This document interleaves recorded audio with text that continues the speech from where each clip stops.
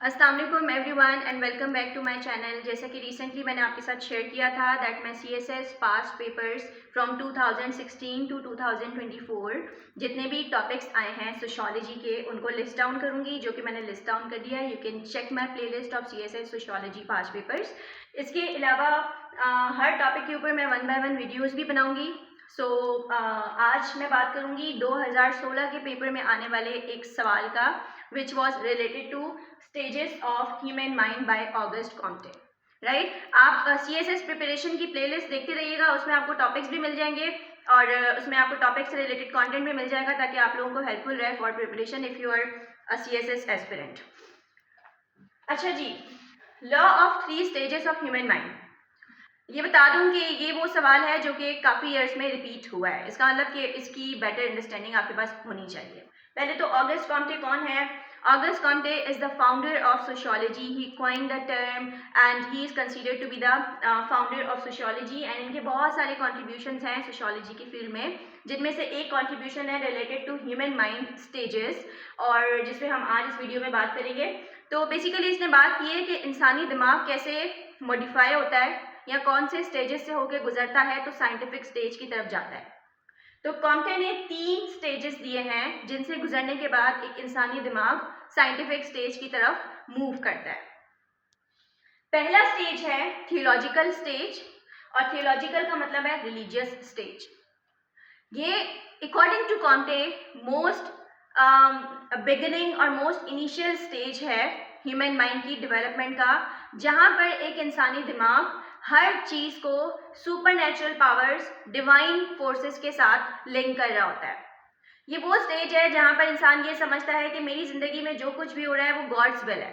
For example, मेरे साथ अगर ज्यादती भी हो रही है तो वो गॉड्स विल है। अगर मैं एक खास मजहब से, एक खास क्लास से बिलोंग करती हूँ तो वो गॉड्स विल है। अगर मेरे ऊपर ऐसे हुक्मरान मुसल्लत हैं जो मेरे साथ ज्यादती और इनइक्वालिटी कर रहे हैं तो वो गॉड्स विल है। यानी कि हर चीज के पीछे खुदा जिम्मेदार है, ये तो चलाना ही नहीं है। यहाँ पर you are linking everything with super natural powers with God's will. अब थियोलॉजिकल में फर्दर 3 कैटेगरीज थी। पहली कैटेगरी थी फैटिशियज्म। ये वो लोग थे या ये वो लोग होते हैं जो ये समझते हैं कि मेरे आसपास जितनी भी चीज़ें हैं उन सब में सुपर नेचुरल पावर है। पहाड़, दरख्त, पत्थर, इवन ये मार्कर, बोर्ड, ये जितनी भी चीज़ें मेरे अराउंड है उन सब में सुपर नेचुरल पावर है और ये वो रिस्पॉन्सिबल है मेरी ज़िंदगी में आने वाले हैपनिंग्स के लिए। फिर थोड़ा सा और मॉडिफाइड स्टेज की तरफ आए तो एक और कॉन्सेप्ट आता है पॉलीथियज्म। पॉली का मतलब होता है मैनी, यानी यहाँ पर एक खास काम के लिए खुदा को डिटरमिन कर दिया गया। जैसे हिंदूज पॉलीथियस्ट होते हैं, उनकी पैसों की जो देवी है वो लक्ष्मी है। इसी तरह और बहुत सारे गॉड्स एंड गॉडेसेस हैं जिनकी अपनी अपनी रिस्पॉन्सिबिलिटीज़ हैं। तो पॉलीथियस्ट जो होते हैं इनकी अपनी अपनी रिस्पॉन्सिबिलिटीज़ होती है, डिफरेंट गॉड्स का कॉन्सेप्ट होता है। उसके बाद most modified form of religion आया विच इज मोनोथियज्म, एक खुदा का कॉन्सेप्ट। जैसे मुसलमान हैं, जैसे क्रिश्चियंस हैं, ये समझते हैं कि जो कुछ भी हो रहा है उसके पीछे एक ताकत जिम्मेदार है, एक अल्लाह है, एक खुदा है। राइट, सो ये है पहला स्टेज जो कि कॉम्टे ने डिफाइन किया था। उसके बाद हम थोड़े से आगे की तरफ आते हैं, टेक्नोलॉजी आती है, एजुकेशन आता है, अवेयरनेस आती है, माइंड थोड़ा सा ग्रो कर जाता है, तो हम ट्रांजिशनल स्टेज पे आ जाते हैं। यहाँ पे भी there is a concept of super natural power and divine, but ऐसा नहीं है कि हर चीज़ के पीछे खुदा जिम्मेदार है। उसके बाद और थोड़ा सा मॉडिफाइड स्टेज की तरफ आते हैं। ये वो स्टेज है जिसकी वजह से कॉम्टे को फाउंडर ऑफ सोशियोलॉजी कंसीडर करते हैं, क्योंकि ये इसका मेन कंट्रीब्यूशन है पॉजिटिव स्टेज या पॉजिटिविज्म। पॉजिटिविज्म का मतलब होता है application of scientific method to study social phenomena.